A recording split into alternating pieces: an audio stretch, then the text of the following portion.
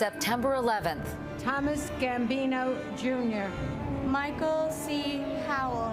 From relatives of the victims to the candidates for president, Americans come together to remember that day 7 years ago. I'm Katie Couric. Also tonight, getting out of the way. Texans start evacuating coastal areas as Hurricane Ike approaches. The governor says he cannot overestimate the danger. And when and how would a President McCain or a President Obama pull U.S. forces out of Iraq? Our special series, Where They Stand. This is the CBS Evening News with Katie Couric. Good evening, everyone. It's been 7 years since the deadliest terror attack on U.S. soil. And today, Americans pause to remember the nearly 3,000 people who died on September 11th, which for generations will never be simply a date on the calendar, but a day forever etched in our memories. At Ground Zero here in New York City, where the Twin Towers once stood, relatives of the victims placed flowers in their memory into a small reflecting pool as their names were read. James Wendell Parham. Joseph Lovero. Sarah Elizabeth Lowe. At the White House, President Bush marked the anniversary with a moment of silence, then went to the Pentagon to dedicate a new memorial to the 184 people who died there. 184 benches, each bearing the name of a victim. Meanwhile, in the presidential campaign, this day was not about political differences, but national unity. Dean Reynolds has more. This morning, John McCain set aside the urgency of his campaign to pay tribute to those believed to have foiled the hijacking of United Flight 93 in Pennsylvania. No American living then should ever forget the heroism that occurred in the skies above this field on September 11th, 2001. There was no outward mention of politics, nor was there here at this spot in New York. Hey, how are you? Good to see you. Where McCain joined Barack Obama in something of a ceasefire as they walked the grounds where the Twin Towers once stood. But away from the site, the campaigns churned on. Obama meeting with Bill Clinton and getting advice and encouragement. I predict that Senator Obama will win, and will win pretty handily. But Clinton's confidence is not shared by all Democrats, worried by the defensive response to Republican salvos, accusing Obama of being a sexist, who's sicked a pack of ravenous wolves on McCain running mate Sarah Palin. Obama's politics of hope, empty words. Obama has added his own attacks to the din. You don't call that maverick. You call it more of the same. But he struggled to match or even approach the Republicans' gut-level ferocity. I love this country too much to let them take over another election with lies and phony outrage and swift boat politics. Enough is enough. Unfortunately for Obama, just saying it won't make it so. Katie? Dean Reynolds here in New York tonight. Dean, thank you. Sarah Palin, meanwhile, returned to Alaska this September 11th, her first trip home since she became the Republican vice presidential nominee. She had an important family matter to attend to, and Nancy Cordes is in Fairbanks tonight. Despite the jubilant reception she received after touching down in Fairbanks, Governor Palin has come home for a solemn reason: to see off her 19-year-old son Track, whose Army unit is deploying to Iraq. It's her first solo trip since joining forces with John McCain, but it's unlikely to be a long one. Campaign officials are shifting gears, working out plans to keep the two together as much as possible. They say the chemistry works and voters are responding. I do think that we'll see more of them together than we would for other tickets, both because it helps John McCain, who did not have a real enthusiastic reception from the Republican base. He's gotten that from Sarah Palin. He wants to continue that. Here in Alaska, Palin was more willing than she's been to stray from the script. They know that up here, it's a snow machine, not a snowmobile. But the harsh spotlight outside Alaska may be taking a toll. The internationally known pastor Rick Warren told a Los Angeles radio show he received a call from Palin this week asking for spiritual guidance. She asked me to send her some Bible verses on how do you deal with all of the unfair, unjust attacks and the mean-spirited criticism that comes in. Today, for the first time since she was tapped to be John McCain's VP nominee, Governor Palin sat down for a televised interview. ABC's Charles Gibson asking her about her experience. Can you look the country in the eye and say, I have the experience and I have the ability to be not just vice president, but perhaps president of the United States of America? I do, Charlie. And on January 20th, when John McCain and I are sworn in, if we are so privileged to be elected to serve this country, we'll be ready. I'm ready. When McCain asked you to take the number 2 spot on the ticket, for a moment, did you think no? I did not. I thought yes, right off the bat. When he offered me the position as his running mate, the first thing I said to him was, if you really think that I can help the ticket, if you really think that I can help this country, absolutely, I want to do this with you. And you didn't say to yourself, am I experienced enough? Am I ready? I didn't hesitate. No, Doesn't that take some hubris? I answered him yes, because I have the confidence in that readiness and knowing that you can't blink. You have to be wired in a way of being so committed to the mission that we're on, reform of this country and victory in the war. You can't blink, so I didn't. One other development here in Alaska, Governor Palin had initially pledged to cooperate into the Troopergate investigation into whether she used undue influence to try to get her former brother-in-law fired. But now her administration is threatening legal action to prevent witnesses from being subpoenaed. And local Democrats, Katie, are accusing McCain operatives of trying to influence this investigation. Okay, Nancy Cordes in Fairbanks, Alaska tonight. Thank you, Nancy. Now to the very dangerous storm that's taking aim at Texas, Hurricane Ike. Hundreds of thousands of people who live along the coast were told today to leave. And right now, Ike's out in the Gulf, a Category 2 storm with winds near 100 miles an hour. But it is expected to strengthen before it makes landfall on Saturday, most likely south of Houston. Early show weather anchor Dave Price is in Galveston tonight. The all-too-familiar sights and sounds of Gulf Coast residents bracing for a potentially destructive hurricane. Ike is likely to be a Category 3 when it makes landfall, but it's a huge storm. Hurricane-force winds spread out 115 miles from the eye. I cannot overemphasize the danger that is facing us. Residents in at least 5 counties and parts of several others have been ordered to evacuate. Hundreds of thousands of people are heading to higher ground. We weren't expecting the storm to turn and come this way, so we're running a little behind. We're trying to get everything packed up and get out of here. Authorities are concerned that memories of the frantic and gridlocked Hurricane Rita evacuations will lead some to stay put. There'll be a lot of people who probably choose to ride it out. We don't think that's a wise choice. Especially when you see how low-lying Galveston really is. The island is just 7 feet above sea level. A devastating storm surge could cause major damage. Texas handles a full 25% of U.S. oil refining, and wholesale gas prices rose sharply, about $1 after this morning's revised storm track was released.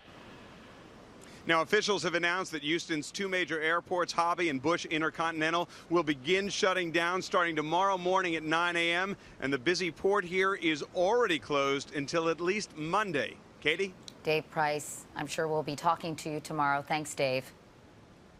You bet. In other news, CBS News confirmed today that President Bush secretly approved raids into Pakistan by U.S. Special Forces. The raids, there was one just last week, are aimed at al-Qaeda and the Taliban. CBS News Chief Foreign Affairs Correspondent Lara Logan is just over the border in eastern Afghanistan, a dangerous tribal area known as a hot spot for terrorists. Lara, I know that Predator aircraft have been launching attacks into Pakistan ever since the war in Afghanistan began, but these orders really move things well beyond that, don't they? Yes, they absolutely do, Katie, because this means U.S. boots on the ground, and most significantly, it means they don't have to have prior permission from the Pakistani government. Now, it's only special operations forces that are authorized to carry out these raids, but all U.S. forces now, we heard at this base today that was communicated to the troops here, can fire across the border into Pakistan, even when they're not being fired upon themselves, and that's a significant change on the ground here. Do you think this means the U.S. won't treat Pakistan with kid gloves simply because it has been an ally in the war on terror? No question about it. That's exactly what this is. And when you look at what it means, they're saying we will cross that border into Pakistani territory whenever we see fit. They're saying to the Pakistanis, you can't have it both ways. You can't be an ally in the war on terror. You can't have so much U.S.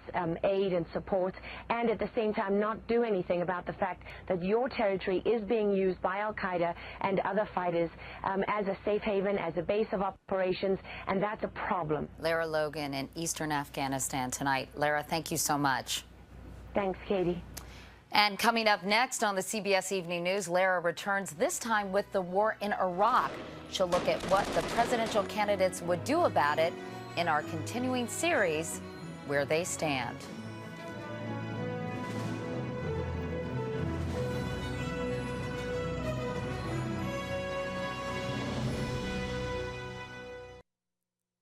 The next president of the United States takes office in just under 19 weeks. Whether it's Barack Obama or John McCain, he'll face serious challenges the moment he's sworn in. The #1 foreign policy issue, ending the war in Iraq. So how would each do it? Lara Logan takes an in-depth look in our continuing series, Where They Stand. Green Beret Tim Brigham is lucky to be alive and walking after his spine was shattered during an ambush in northern Iraq. A guy from the left side of where I was at came around the corner and shot.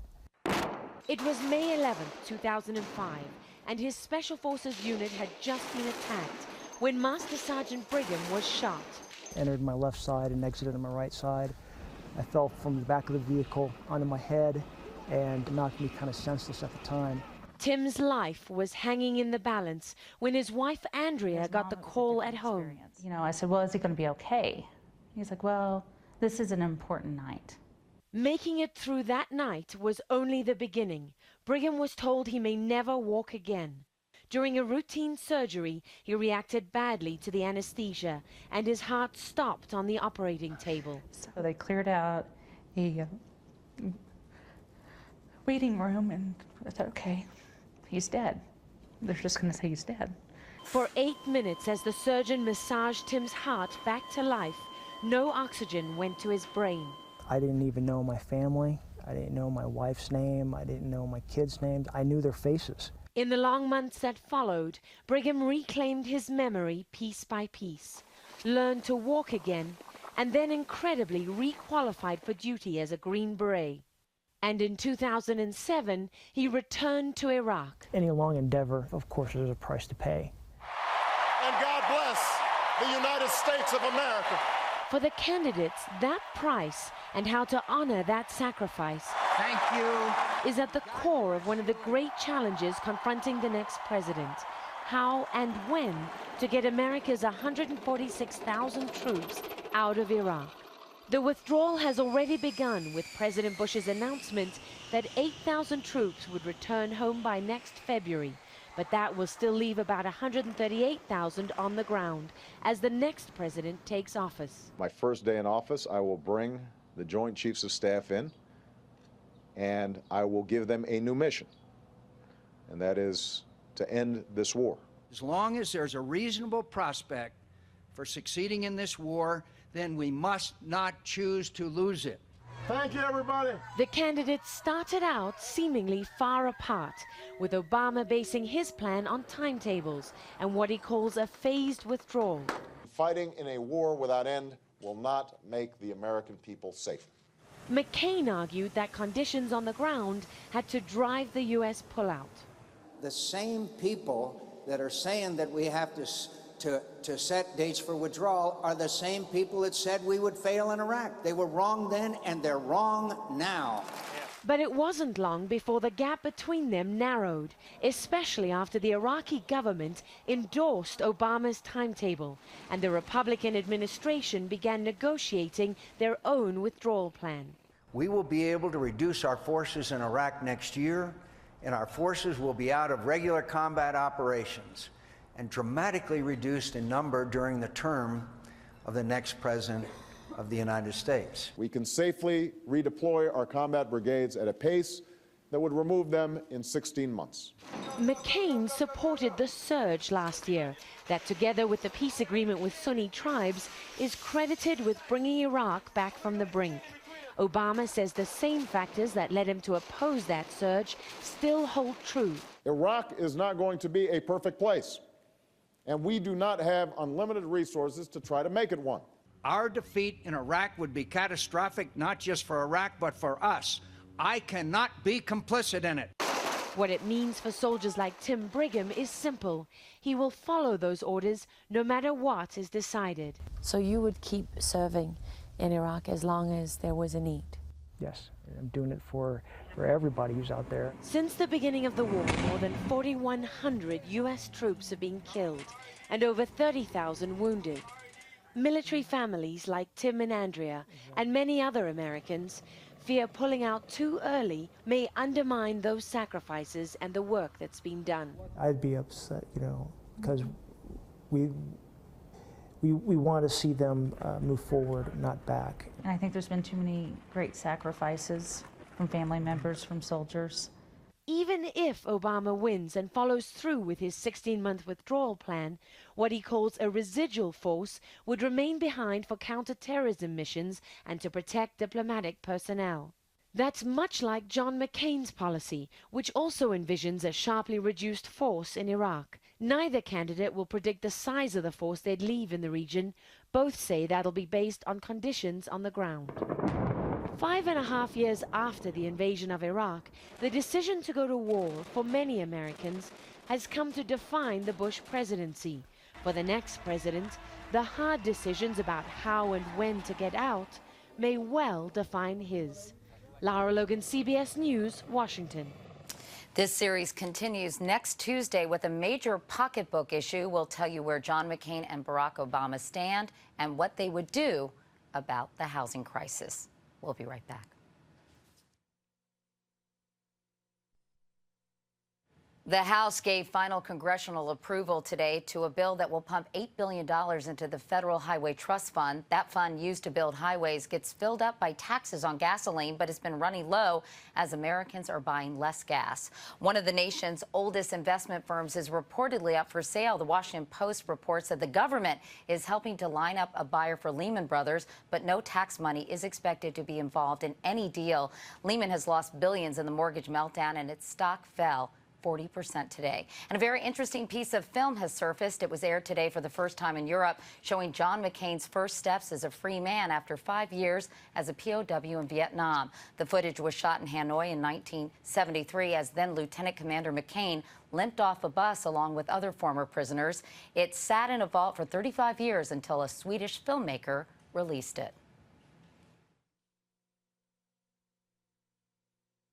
Finally tonight, every Thursday on this broadcast, between now and Election Day, we're going to take some time to assess the presidential campaign and how it's going. Our senior political correspondent, Jeff Greenfield, will be our guide to the good, the bad, and the ugly.